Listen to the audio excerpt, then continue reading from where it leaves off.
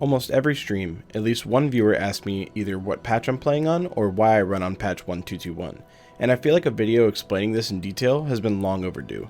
So today we're going to take some time to break down most of the changes that happened to the game after this specific patch, and why most speedrun categories decided to avoid the newer DLC.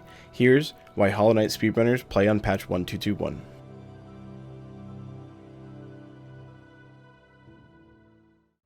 In Hollow Knight, there have been 4 main DLC released for the game. First, Hidden Dreams, released in June 2017, introduced Grey Prince Zote, White Defender, the Dream Gate, and Hidden Station. Then, Grim Troop, released in October 2017, introduced the Grim questline, which gave you another charm notch, 4 new charms, those being Sprint Master, Weaver Song, Dream Shield, and either Carefree Melody or Grim Child, depending on whether you beat Nightmare King Grim or banished him, as well as being able to make the fragile charms unbreakable, and finally it added a new section to the White Palace called the Path of Pain. The charms and Grim fights added 6% to the completion of the game, now up to 106%. The last patch of Grim Troop also accidentally introduced an oversight, but we'll get back to that in a second. Next, we have Lifeblood, released on April 2018. On the surface, this wasn't a huge DLC, only introducing Hive Night, custom map markers, and main menu themes, but for speedrunners, this was the point of no return, but again, we'll come back to this. Hive Night was added as a percent, increasing the total to 107%. The last major patch was Godmaster, introducing a ton of new content in August of 2018, including 7 new bosses, 2 new enemies, 5 boss rush pantheons, boss challenge mode in the Hall of Gods, the Eternal Ordeal, new areas like the Junk Pit and God Home, a new game mode in Godseeker, and an entirely new canon ending to the game. This was a massive DLC, and fitting to be the last one before we eventually get the sequel in Silksong. The God Tuner and the first 4 Pantheons added another 5% to the game, adding up to a total of 112%, the max percent today and probably for the rest of time. Alright, so let's get back to the Grim Troop, specifically the last patch of it, patch 1221. If you watched many HK speedruns, you'll notice that a lot of the main NMG categories for the game downpatched to 1221, including 80%, True Ending, All Skills, and Low Percent. Right after 1221, the Lifeblood patch came out, and while there wasn't much service content, Team Cherry was changing things in the game to better optimize it for the eventual Switch release, since the Switch isn't the bulkiest piece of hardware. Along with almost doubling most people's FPS in the game, they also fixed a lot in the game, getting rid of a lot of the tech that we needed for speedruns. We're still not 100% sure how much of this was intentional, or how much we just got caught in the crossfire, and opinions on this will vary wildly from runner to runner, but just know that this is the cutoff. Even when Godmaster was set to be released, we knew there was a very high chance that the changes were too much already, and we'd be stuck on 1221 forever. Let's go over a few of the reasons why. So there isn't really going to be any way to properly structure this, and there are so many things different from 1221 in current patch that I'm inevitably going to leave things out, but I'll try to include everything I can think of. The first will be the biggest reason why we'll probably always be on 1221, and that is the lever skip. Now this is the oversight I was talking about earlier, and the naming of this was kind of weird. In the early days of Hollow Knight, someone discovered that in the Spire, you could hit this lever through the floor, gaining access into this dark room and skipping killing the big husk over to the left. This specific trick was called the lever skip, and it was in almost every NMG category because you have to get to the Watcher Knights to beat the game. Pretty soon, however, we discovered that this wasn't exclusive to this one lever, but this trick was exclusive to this patch. When Team Cherry released 1221, they broke something with walls stopping your nail, so while you're normally able to hit enemies through walls and floors, on this patch you could also hit certain levers and even break grub jars through walls and floors as well. Sometimes all you needed was a nail swing, other times it required something like dash slash, but this became incredibly important to every no magic glitches category. 106% is littered with hitting things through walls all over the run. All Skills specifically goes to get dash slashed pretty early in order to use it to lever skip in a couple different places. Even if nothing else was changed after this patch, the lever skip in the Spire alone might just be enough to keep most of the main categories on this patch forever. Another big change Team Cherry made was to the inventory drop, or more accurately, the ability to open the inventory while in midair. On every patch before Lifeblood, speedrunners would constantly open the inventory while in the air, uncapping our fall speed and getting rid of the hard landing animation that normally came with falling for a long period of time. But there was a trick that glitch runners used to do, where they would inventory drop through the Vengeful Spirit pickup and walk out of the Ancient Mound while invisible. This allowed for a ton of time save, but they were locked out of ever getting the Soul Catcher on that file, not that they cared. But apparently, a casual player tried this, then got upset about never being able to get Soul Catcher, and instead of Team Cherry just removing the VS pickup until after you spawn behind the gate, they removed our ability to open inventory in midair whatsoever. You can still kind of do it, but only if you open the inventory on the first physics frame after becoming airborne. This causes slowdowns all over the speedruns, with the biggest one being at the very start of the run, along with a second trick. You see, the first hard fall of the game is sort of scripted, meaning that if you hit the ground hard here, you're stuck watching a short cutscene while the knight stands up. But on 1221 and earlier, you could pause and unpause during the fall, gaining control. Then you could do the inventory drop, and if you closed it at the right time, you could avoid the hard fall, thus avoiding the cutscene. In reality, it only saves somewhere around 5 to 6 seconds, but having to watch that slow fall and stand up after every reset can start to become grating, at least for me. But all in all, the inventory drop allowed us to speed up sections where we fell for long stretches of time, and avoiding that hard fall animation saves time that adds up over the course of a run. Here's a change that used to be more important and is only in one area of the game, the fungal wastes, until some runners found a way to do it on current patch, and that's the explosion pogo.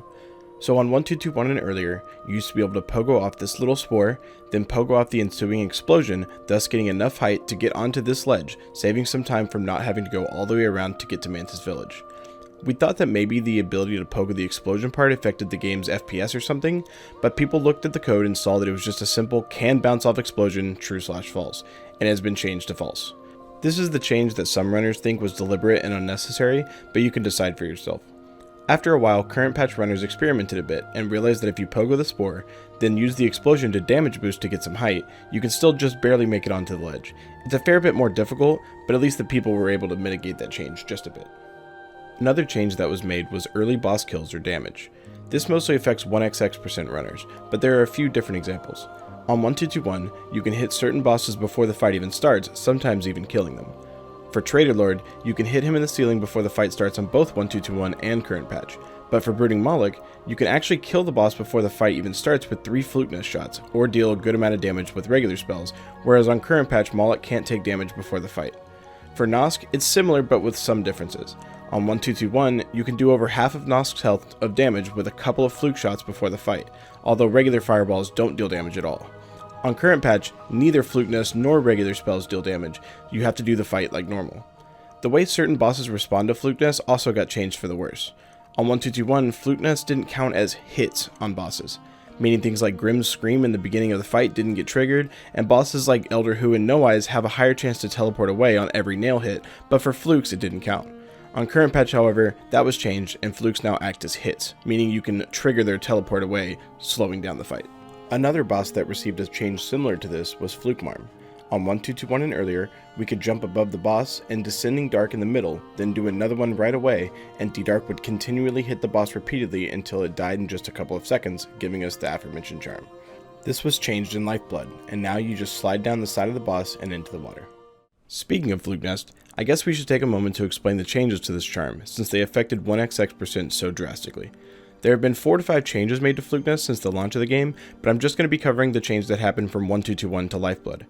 On 1221, a full Fluke Nest shot did 112 damage and the charm costed 2 notches. In Lifeblood, they nerfed the charm to the point where it's no longer worth it, only doing 80 damage and costing 3 notches.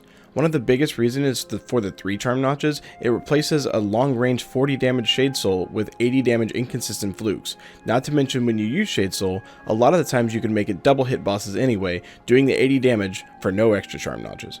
Keep in mind all these damage numbers are including using Shaman Stone, which we basically always have on for speedruns, so after 1221, runs never prioritize this charm because you could just use Shriek for 120 damage anyway. So that was most of the major changes that negatively affect certain NMG categories, so now we'll go through some of the minor changes in a bit of a lightning round. In the Queen's Garden, they buffed the health of these Mantis Petras by 5, which may not seem like a big deal, except in multiple categories you can kill them while doing exactly 40 damage, whereas now you'd have to hit them with a double hit of Vengeful Spirit, then dash over to them and get a nail hit, losing time. Speaking of Queen's Garden, there's a skip that we do in lots of categories that allows us to skip a bit of platforming and save some time, and is right here. On 1221, if you fall into these thorns in just the right spot, you respawn down below right next to the lever to open the gate, saving a fair chunk of time. In the beginning of the game, there's something we do that removes a lot of RNG from runs, and that's how we kill this boulder. First, we walk over to wake him up, then you walk over to the right to get him off screen, and shoot a fireball to the left.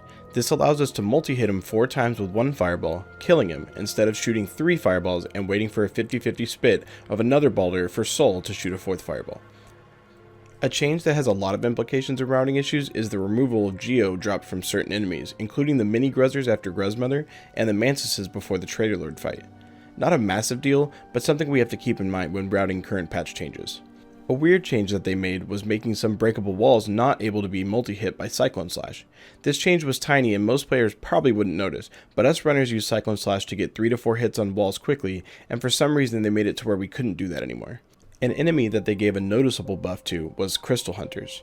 If you look here, you'll notice that this enemy now shoots the crystals at a much faster pace, almost twice as fast. This can end up affecting us trying to charge Crystal Dash or Sneak Pass without getting hit, although it doesn't have too many situations that affect speedruns. And the last change I wanted to talk about was the various cycles they tweaked. Now, I do believe that these were accidental, and admittedly they removed some of the RNG in enemies, making some always have the same cycle, but when you have hundreds or thousands of hours in the game, any change like this is going to be something that messes with your muscle memory, which can mess you up late into a run. And those are all the examples that I could remember that keep the main categories of Hollow Knight running on patch 1.221. But before we wrap this up, I do want to point out that if you really wanted to play on current patch or your PC can't handle down patching, there are separate leaderboards for current patch for almost every category, and plenty of runners in them. And I only talked about the negative sides of post 1.221 Hollow Knight, but of course there were a couple of nice changes that they made that shouldn't be ignored, like the previously mentioned FPS changes and various other fixes to the gameplay. But the main point of this video was to try to show why we still play on 1.221, so there you go. I hope this video can help answer the common question we get in streams or Discord. Thanks for watching.